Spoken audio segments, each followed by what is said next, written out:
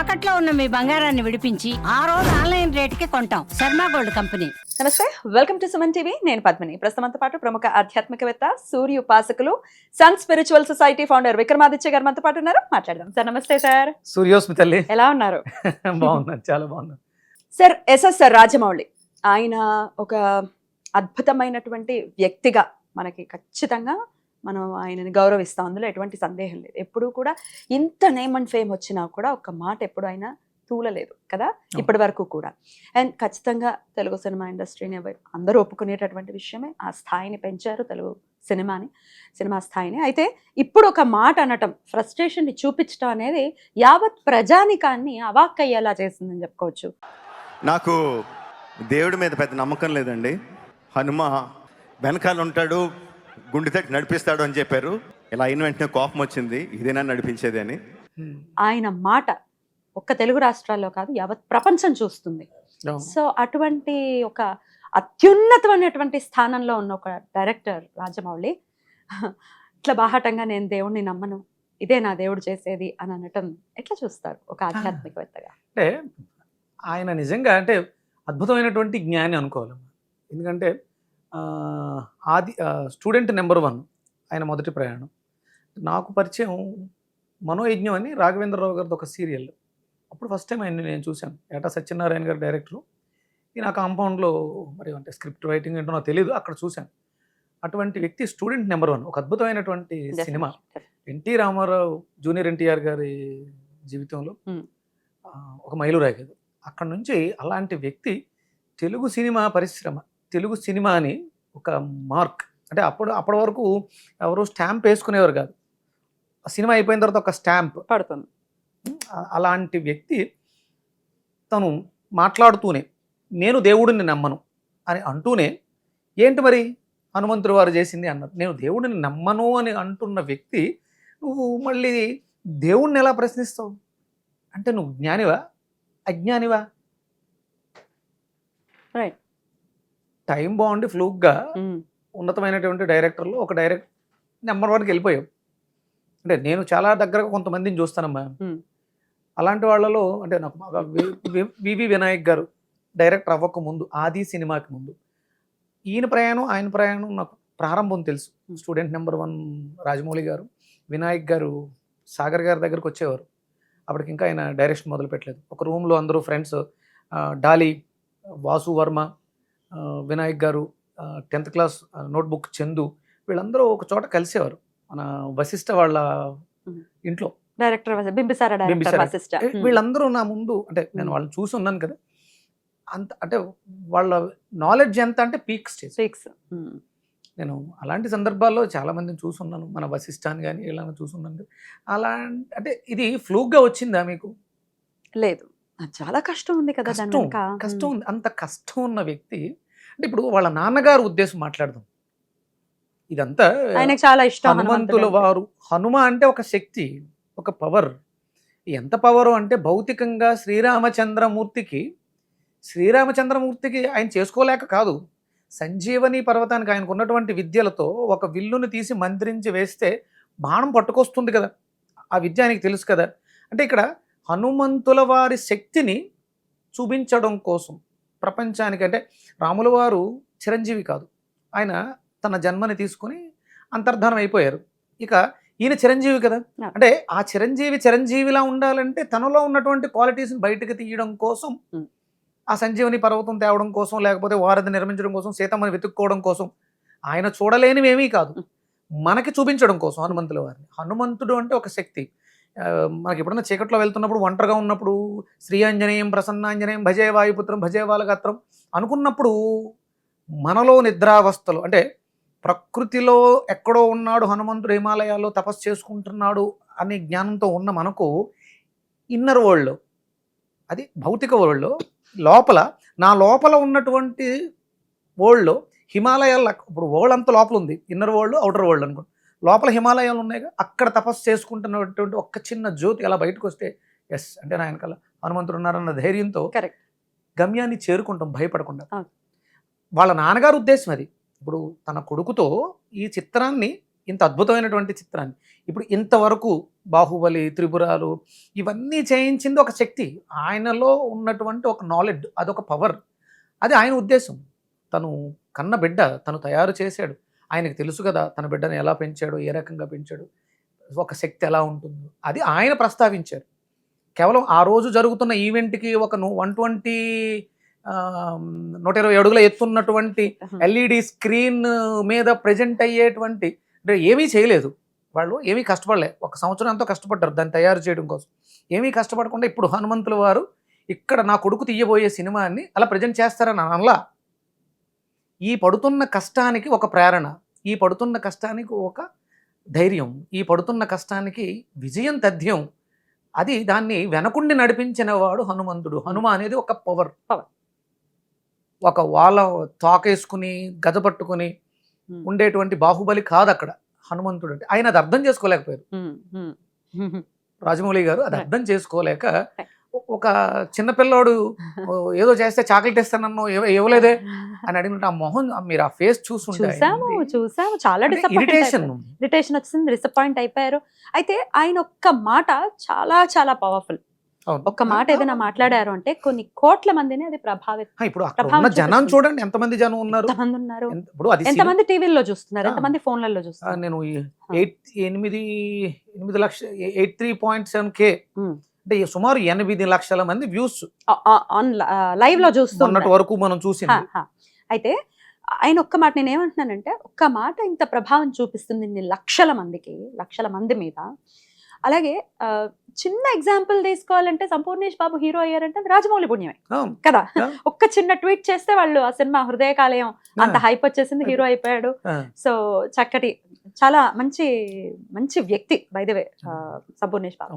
అయితే అంత కాన్షియస్ గా ఉంటారు యాక్చువల్ గా, ఇంత పెద్ద పెద్ద యాక్టర్స్ గానీ, పెద్ద పెద్ద డైరెక్టర్స్ గానీ, టెక్నీషియన్స్ గానీ చాలా కాన్షియస్ గా ఉంటారు. అయితే other side of the coin కొంతమంది అనేది ఏంటి అంటే ఇది కావాలని చేసిన ఒక స్టంట్, ఒక బజ్ రావడం కోసం అనేది ఒక వర్షన్ వినిపిస్తుంది. ఎంతవరకు కరెక్ట్ అనుకోవచ్చు? దానికి అంత అవసరం లేదు. దానికి హిందూ దేవుళ్ళను ఆయన చేసింది వారణాసి టైటిల్. అందులో మహేష్ బాబు గారిని రాముడిగా చూసుకున్నాడు ఆయన. ఏదో సెల్ ఫోన్లో వాల్ పేపర్ మీద పెట్టుకున్నాడు, మళ్ళీ ఎవరన్నా చూస్తారేమో అని తీసేసాను.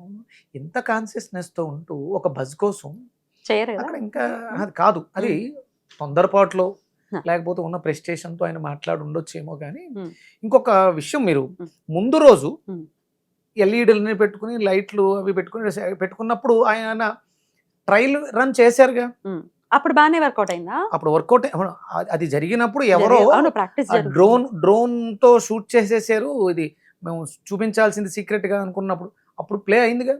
అప్పుడేమి హనుమంతుల వారు ఈ ప్రస్తావన ఏమి రాలేదుగా. So completely it's technical glitch.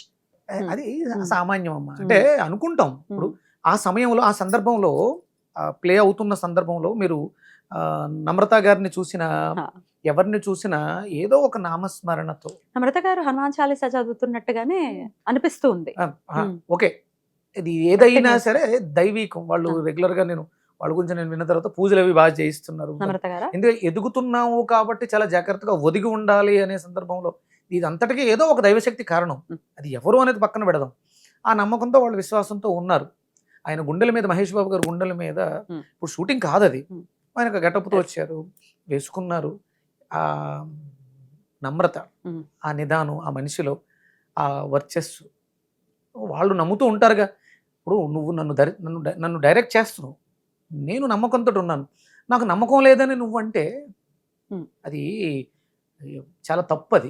ఇలాంటివి పబ్లిక్గా మనం మాట్లాడకూడదు. ఎందుకంటే మీరు చూసిన సినిమా ప్రపంచాన్ని, ఒక తెలుగు వాళ్ళను ఇంకొకటో కాదు, ప్రపంచంలో ఉన్నటువంటి మానవులు అనే వాళ్ళని జ్ఞానం ఉండి వినగలిగి, చూడగలిగి, శబ్దాన్ని గ్రహించగలిగి, ఆనందించగలిగే ఆబాల గోపాలాన్ని నువ్వు మెస్మరైజ్ చేస్తున్నావు. నిజమేనేమో అనుకుంటే తప్పది. అది కొంచెం ఆయన అంటే అది యాదృచ్ఛికంగా తన కోపాన్ని, అక్కడ జరిగిన టెక్నికల్ ఇష్యూని ఎవరిని ఏమి అనలేక ఈ మాట మాట్లాడి ఉండాలి. డెఫినెట్గా అది ఆయనకు నమ్మకం లేకపోతే ఈ సినిమాలు, బాహుబలి ఇలాంటి సినిమాలు, వారణాసి, అది ఇంకొక అదేదో కూడా రాముడే కదా, రామ్ చరణ్ రాముడే తను తీసుకున్న కాన్సెప్ట్.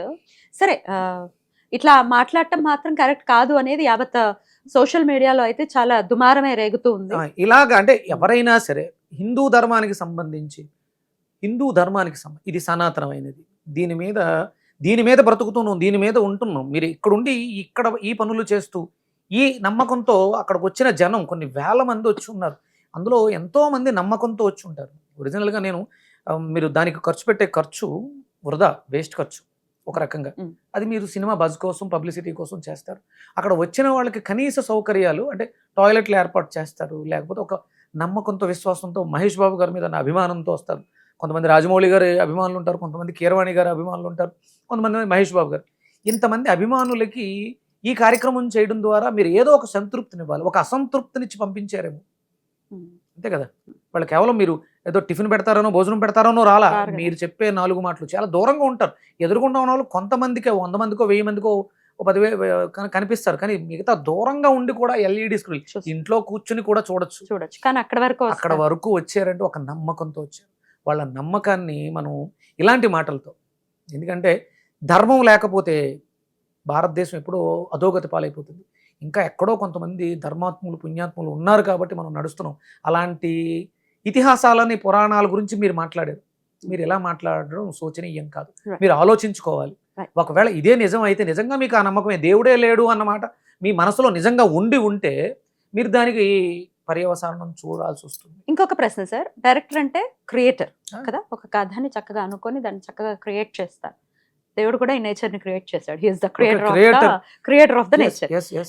మై క్వశ్చన్ ఈస్, ఈ డైరెక్టర్స్, కొంతమంది పెద్ద డైరెక్టర్స్ ఎవరైతే ఉన్నారో, సే రామ్ గోపాల్ వర్మ, పూరి జగన్నాథ్, అలాగే ఇప్పుడు రాజమౌళి, వీళ్ళు దేవుణ్ణి నమ్మము అనే కేటగిరీకి చెందినటువంటి వాళ్ళు. ఎట్లా చూడాలి వీళ్ళు క్రియేటర్స్ అంటే? వీళ్ళు సూపర్ పవర్ఫుల్ అని అనుకుంటారా, లేకపోతే దేవుణ్ణి నమ్మకపోవడానికి ఏం కారణం ఉండాలి?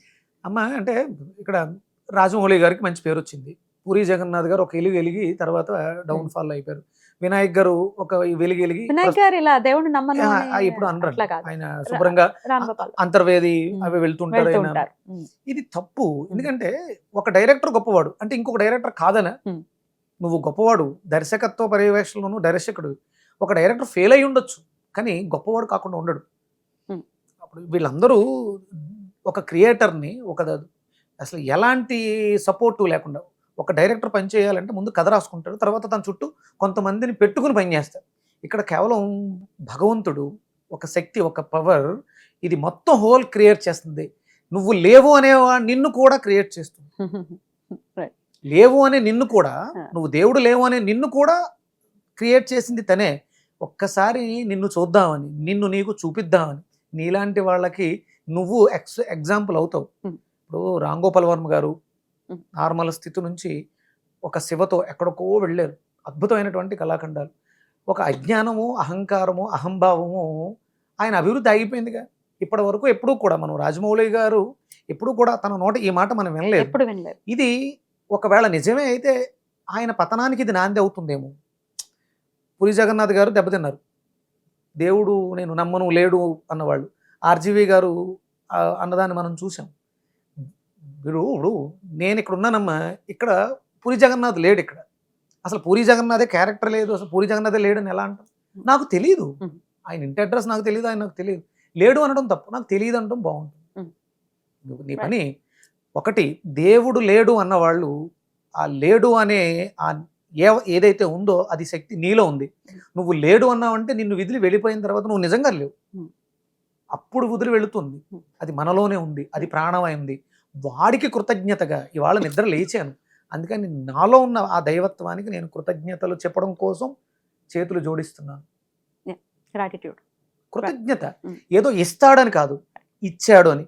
నువ్వు అక్కడ దాకా వచ్చి ఆ ఎల్ఈడి స్క్రీన్ మీద ప్లే చేయడం దాకా వచ్చావు కాబట్టి కృతజ్ఞత. ఇప్పటి వరకు నడిపించాడు, ఇక్కడ నుంచి నడిపిస్తాడు కాదు, ఇప్పటి వరకు ఇక్కడ దాకా నిన్ను నడిపించాడు అని వాళ్ళ నాన్నగారు అన్నారు.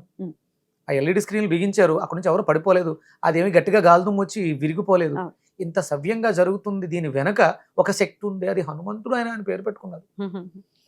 నమ్మడం నమ్మకపోవడం it's end of the day వాళ్ళ చాయిస్, అది వ్యక్తిగతం. నమ్మచ్చు నమ్మకపోవచ్చు మీ ఇష్టం, కానీ జనాలు అనే మాట, ఇప్పుడు మీరు అనే మాట ఏంటంటే బాహాటంగా వచ్చినప్పుడు ఒక ఇంత బాధ్యతాయుతంగా మాట్లాడాలి అనేది చాలా. మాత్రమే ఇక్కడ ప్రజెంట్ చేస్తున్నటువంటి అంశం. అంతే, ఆయన మీద వ్యక్తిగతంగా ఎటువంటి మహోన్నతమైనటువంటి వ్యక్తి, అందులో ఎటువంటి సందేహం లేదు. బట్ దెన్ సినిమాలో ఆ క్రియేషన్ అద్భుతాలు, Hmm. ఆయన మనసులో మెదిలిన దాన్ని దృశ్య రూపంలో మనకి చూపిస్తున్నారు.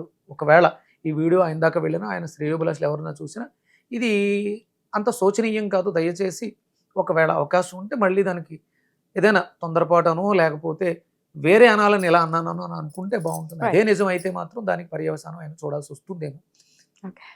Right sir, thank you so very much. నమస్తే. సూర్యోస్మితల్లి.